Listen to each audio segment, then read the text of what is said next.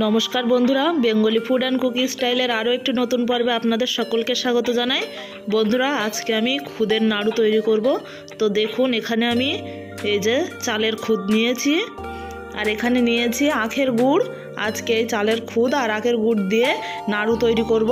আপনারা পুরো ভিডিওটা একটু স্কিপ না করে দেখবেন, আশা করি আপনাদের খুবই ভালো লাগবে। দেখুন, এখানে উনুনে কড়াইটা বসিয়ে দিয়েছি, দিয়ে অর্ধেক পরিমাণে চাল দিয়ে দিলাম। এখন চালটা ভেজে নেব। এভাবে হালকা নাড়াচাড়া করে চালটা ভেজে নিতে হবে। বন্ধুরা, এখানে দেখুন চালটা আমি ভেজে নিচ্ছি। দেখুন হালকা ভাজা হয়ে গেছে। এটা এখনো কিছুক্ষণ ভেজে নেব।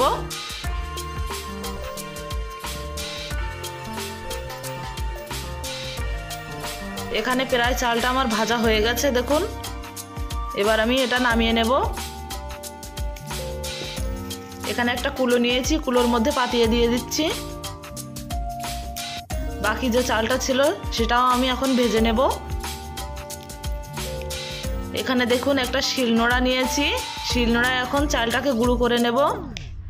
এই ভাজা চালটা কিন্তু আপনারা মিক্সিতেও গুঁড়ো করতে পারেন, তাড়াতাড়ি হয়ে যাবে।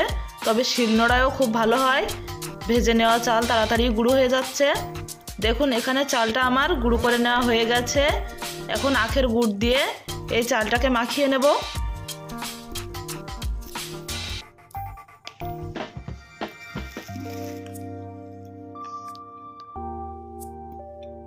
চালের গুঁড়োর সাথে আখের গুড়টা আমি খুব ভালোভাবে মাখিয়ে নিচ্ছি।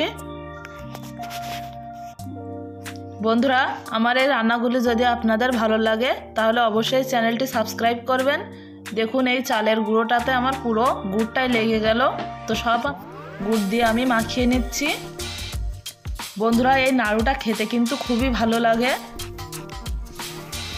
বন্ধুরা, ছোটবেলায় মা ঠাকুমারা এইভাবেই খুদের নাড়ু তৈরি করে দিত। এটা কিন্তু খেতে খুবই ভালো লাগতো।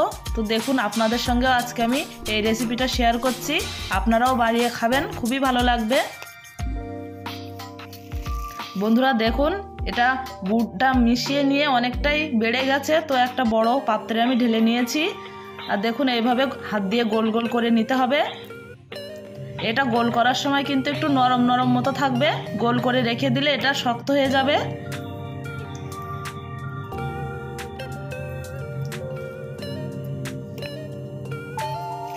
দেখুন, এবারে এটাকে আমি গোল গোল করে নিচ্ছি।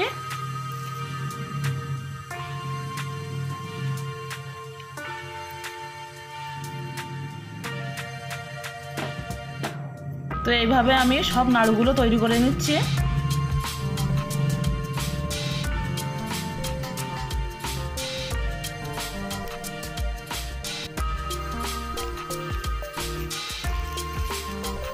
এখানে দেখুন সবগুলো নাড়ু কিন্তু তৈরি করা হয়ে গেছে।